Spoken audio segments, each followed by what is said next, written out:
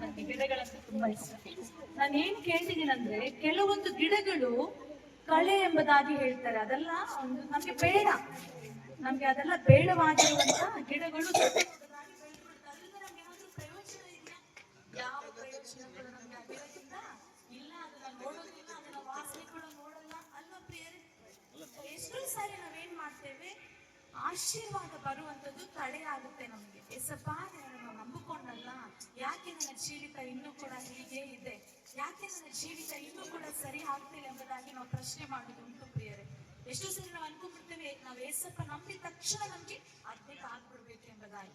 ಅದು ತಪ್ಪು ಪ್ರಿಯರೇ. ಈಗ ನೋಡಿ, ಒಂದು ಸುಂದರವಾದ ಗಿಡವು ಬೆಳೆಯಬೇಕಾದರೆ ಅದು ಬೀಜ ಮೊಳಕೆ ಹೊಡೆದು ಒಳಗಡೆ ಬೇರಿನ ಸಮೇತ ಇಳಿದಾಗ ಮಾತ್ರ ಮೇಲೆ ಚಿಗುರ್ಲಿಕ್ಕೆ ಸಾಧ್ಯ ಅಲ್ಲವಾ? ನಾವು ಕೂಡ ಏಸಪ್ಪದಲ್ಲಿ ನಾವು ಬಂದಿರುವಾಗ ನಾವೇನ್ ಮಾಡ್ಬೇಕಾಗಿದೆ, ಮೊಳಕೆ ಹೊಡೆಯುವಂತ ಪ್ರಾಸೆಸ್ ಇದೆಯಲ್ಲ, ಅದು ತುಂಬಾ ಪೇನ್ಫುಲ್, ನೋವಾದ ಒಂದು ಪ್ರಾಸೆಸ್. ಬೀಜ ಹಾಕಿದ ತಕ್ಷಣ ಮೊಳಕೆ ಬಂದ್ಬಿಡಲ್ಲ, ಮೆಂತ್ಯ ಹಾಕಿದ ತಕ್ಷಣ ಮೆಂತ್ಯ ಸೊಪ್ಪು ಬಂದ್ಬಿಡಲ್ಲ ಪ್ರಿಯ. ಆ ತರ ಕಲೆಗಳು ದೊಡ್ಡ ದೊಡ್ಡದಾಗಿ ನಾವು ಇಮಿಡಿಯೇಟ್ ಆಗಿ ಆಶೀರ್ವಾದ ಬೇಕಾದ್ರೆ ನಮಗೆ ಖಂಡಿತ ಸಿಗ್ಲಿಕ್ಕೆ ಸಾಧ್ಯ ಇಲ್ಲ. ಸೊ ನಾವೇನ್ ಮಾಡಿದ್ದೇವೆ, ಈ ಲೋಕದಲ್ಲಿ ನಾವು ಒಂದು ಪ್ರಯಾಣಿಕರನ್ನಾಗಿದ್ದೇವೆ ಎಂಬುದಾಗಿ ದೇವರು ಹೇಳ್ತಾರೆ. ನಾವೆಲ್ಲ ಕೇಳಿಸಿಕೊಳ್ಳುವಂತ ಒಂದು ಶ್ಲೋಕವನ್ನು ನಾನು ಹೇಳಲಿಕ್ಕೆ ನಿಮ್ಗೆ ಇಷ್ಟಪಡ್ತೇನೆ. ಪ್ರತಿಯೊಬ್ಬರು ಕೂಡ, ದೊಡ್ಡವರು, ಹಿರಿಯರು, ಚಿಕ್ಕ ಮಕ್ಕಳು ಕೂಡ ಈ ಒಂದು ಶ್ಲೋಕವನ್ನ ಹೇಳ್ತಾರೆ. ನಾನು ಅನ್ಕೊಳ್ತೇನೆ ನೀವೆಲ್ಲ ಕೂಡ ಈ ಶ್ಲೋಕ ಕೇಳಿಸಿಕೊಂಡಿದ್ದೀರಾ, ಆದ್ರೆ ಅನ್ಕೊಳ್ತೇನೆ ಎಷ್ಟು ಜನಕ್ಕೆ ಇದರ ಅರ್ಥ ಗೊತ್ತಿಲ್ಲ ಎಂಬುದಾಗಿ. ಅಸತೋಮ ಸದ್ಗಮಯ, ಅಸತೋಮ ಸದ್ಗಮಯ, ತಮಸೋಮ ಜ್ಯೋತಿರ್ಗಮಯ, ಮೃತ್ಯೋಮ ಅಮೃತಂಗಮಯ. ಇದರ ಅರ್ಥ ನಮ್ಗೆ ಗೊತ್ತಿದೆ ಪ್ರಿಯರೇ. ನಿಜವಾಗಿಯೂ ದೇವರನ್ನ ಅರಿಯದೆ ಇರುವಂತವರು ಮುಂಜಾನೆ ಎದ್ದು ಸೂರ್ಯನು ಬರುವಾಗ ನಮಸ್ಕಾರ ಮಾಡ್ತಾರೆ, ಆದ್ರೆ ಆ ಸೂರ್ಯನನ್ನು ಸೃಷ್ಟಿ ಮಾಡಿದ ದೇವರನ್ನ ಮರೆತು ಬಿಡ್ತಾರೆ ಪ್ರಿಯರೇ. ಅದಕ್ಕೆ ಭಕ್ತನಿಗೆ ಹೇಳ್ತಾನೆ, ಅಸತೋಮ ಸದ್ಗಮಯ ಅಂದರೆ, ದೇವರೇ ನನ್ನನ್ನು ಅಸತ್ಯದಿಂದ ಸತ್ಯದೆಡೆಗೆ ನಡೆಸು ಎಂಬುದಾಗಿ. ಅಸತೋಮ ಸದ್ಗಮಯ ಅಂದರೆ ಅಸತ್ಯದಿಂದ ಸತ್ಯದ ಕಡೆಗೆ ನನ್ನ ನಡೆಸು ಎಂಬುದಾಗಿ. ತಮಸೋಮ ಜ್ಯೋತಿರ್ಗಮಯ ಅಂದರೆ ಕತ್ತಲೆಯಿಂದ ನನ್ನ ಬೆಳಕಿನಡೆಗೆ ನಡೆಸು ಎಂಬುದಾಗಿ. ನಮ್ಮೆಲ್ಲರಿಗೂ ಇಷ್ಟ ಅಲ್ವಾ ಕತ್ತಲು? ಯಾರಾದ್ರೂ ಇಷ್ಟನ ಕತ್ತಲಂದ್ರೆ? ಯಾರಿಗೂ ಕೂಡ ಕತ್ತಲು ಇಷ್ಟ ಇಲ್ಲ. ನಮ್ಮ ಜನಗಳು ನಿಜವಾಗಿಯೂ ನೋಡಿ, ಇಲ್ಲೆಲ್ಲ ಎಷ್ಟು ಕತ್ತಲು, ಇಲ್ಲಾದ್ರೂ ಪರವಾಗಿಲ್ಲ, ಬೇರೆ ಕಡೆ ನಾವು ಹೋಗ್ತೇವೆ, ಕಲಿತೇವೆ, ತುಂಬಾ ಕತ್ತಲು ಆಗ್ಬಿಡುತ್ತೆ. ಸೊ ಅದೆಲ್ಲ ತುಂಬಾ ಕಷ್ಟ, ಯಾರಿಗೂ ಕೂಡ ಕತ್ತಲು ಇಷ್ಟ ಇಲ್ಲ. ಕತ್ತಲು ಅಂದ್ರೆ ಏನು ಗೊತ್ತಾ? ಪಾಪ ಪ್ರಿಯರೇ. ಪಾಪ ಮಾಡುವಂಥದ್ದು ಒಂದು ಕತ್ತಲಾಗಿದೆ. ನಾವ್ ಯಾರಾದ್ರೂ ತಪ್ಪುಗಳನ್ನು ಕಳ್ತನ ಮಾಡುವಂತವ್ರು ಬೆಳಕಿನಲ್ಲಿ ಹೋಗಿ ಮಾಡಲ್ಲ, ಏನ್ ಮಾಡ್ತಾರೆ, ಯಾರು ಇಲ್ಲದೆ ಇರುವಾಗ ಕತ್ತಲಲ್ಲಿ ಹೋಗಿ, ಕತ್ತಲಲ್ಲಿ ಯಾವಾಗ ಬರ್ತಾರೆ, ಯಾರು ಇಲ್ಲದೆ ಇರುವಾಗ ಲೈಟ್ ಎಲ್ಲ ಆಫ್ ಆಗ್ಬಿಟ್ಟಾಗ ಹೋಗ್ತಾರೆ. ಸೊ ತಪ್ಪು ಮಾಡುವಂತವರು ಬೇಡ್ತಾ ಇದ್ದಾರೆ, ದೇವರು ನನ್ನ ಕತ್ತಲೆಯಿಂದ ಬೆಳಕಿನಡೆಗೆ ನಡೆಸು ಎಂಬುದಾಗಿ. ಮೃತ್ಯೋಮ ಅಮೃತಂಗಮಯ ಅಂದ್ರೆ ನನ್ನ ಮರಣದಿಂದ ಜೀವದೆಡೆಗೆ ನಡೆಸು ಸ್ವಾಮಿ ಎಂಬುದಾಗಿ. ಮರಣ ಅಂದ್ರೆ ಯಾರಾದ್ರೂ ಇಷ್ಟನಾ? ಇವತ್ತು ನಾವು ಪ್ರೇಯರ್ಗೆ ಬರ್ತಿರುವಾಗ ಒಂದು ದೊಡ್ಡ ಹಾಸ್ಪಿಟಲ್ ಮುಂದೆ ಸೆಂಟ್ ಪೀಟರ್ಸ್ ಒಂದು ಕಾರ್ ನಿಂತಿತ್ತು ಪ್ರೇಯರ್. ದೊಡ್ಡವರು ಹೇಳ್ತಾರೆ, ನಿನಗೆ ಜೀವಿತದ ಬಗ್ಗೆ ನಿನಗೆ ಒಂದು ಸೀರಿಯಸ್ ಬರ್ಬೇಕು ಎಂಬುದಾಗಿದ್ರೆ ನೀನು ಹೋಗಿ ಸ್ವಲ್ಪ ಹೊತ್ತು ಸಮಾಧಿಯಲ್ಲಿ ಕುಳಿತುಕೊಂಡು ಬಾ.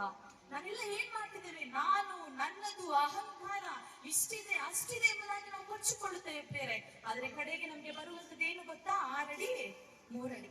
ಹೋಗುವಾಗ ಯಾರೇನು ಎತ್ಕೊಂಡು ಹೋಗಲ್ಲ ಪ್ರಿಯರೇ. ದೇವರ ವಾಕ್ಯ ನಮಗೆ ಸ್ಪಷ್ಟವಾಗಿ ಬೋಧಿಸ್ತಾ ಇದೆ. ಮತ್ತಾಯನ ಬರೆದ ಸುವಾರ್ತೆ 11:28 ಎಲೆ ಕಷ್ಟಪಡುವವರೇ, ಹೊರೆ ಹೊತ್ತವರೇ, ನೀವೆಲ್ಲರೂ ನನ್ನ ಬಳಿಗೆ ಬಂದಿರಿ, ನಾನು ನಿಮಗೆ ವಿಶ್ರಾಂತಿಯನ್ನು ಕೊಡುವೇನೆ ಎಂಬುದಾಗಿ. ಹಲ್ಲೆಲೂಯಾ.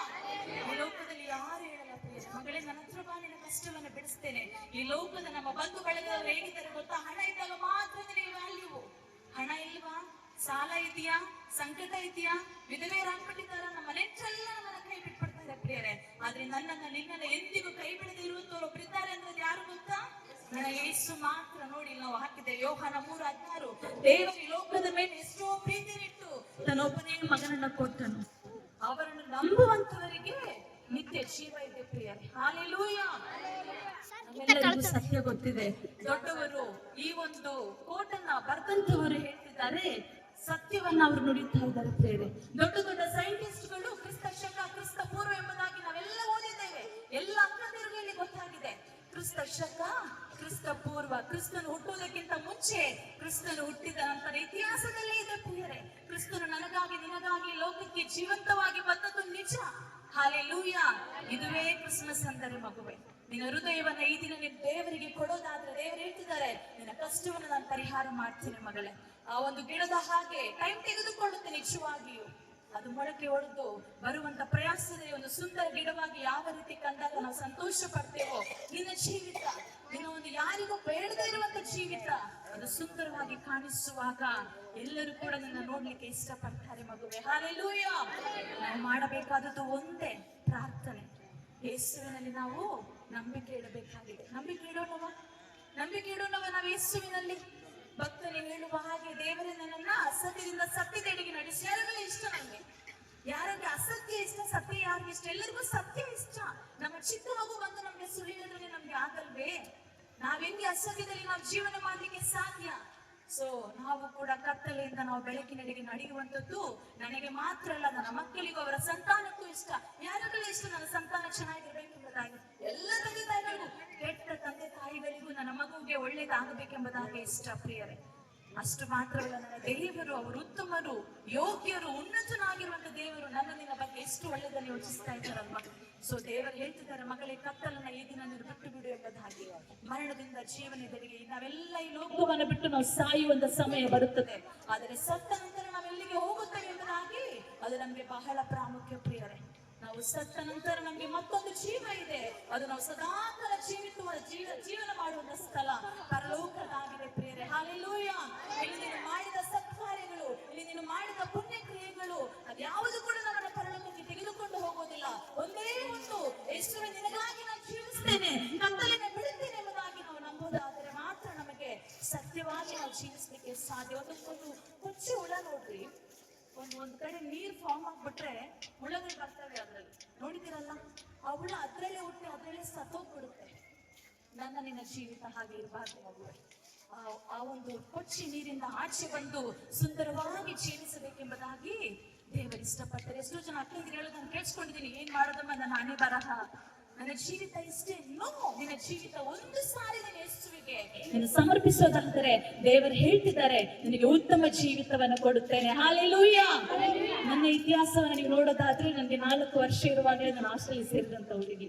4 ವರ್ಷದಿಂದ 20 ವರ್ಷಗಳ ಕಾಲ ಹಾಸ್ಟೆಲಲ್ಲೇ ಇದ್ದೆ. ನನಗೆ ತಂದೆ ತಾಯಿ ಬಂಧು ಮಿತ್ರರು ಯಾರೇ ಇಲ್ಲ ಪ್ರಿಯರೇ.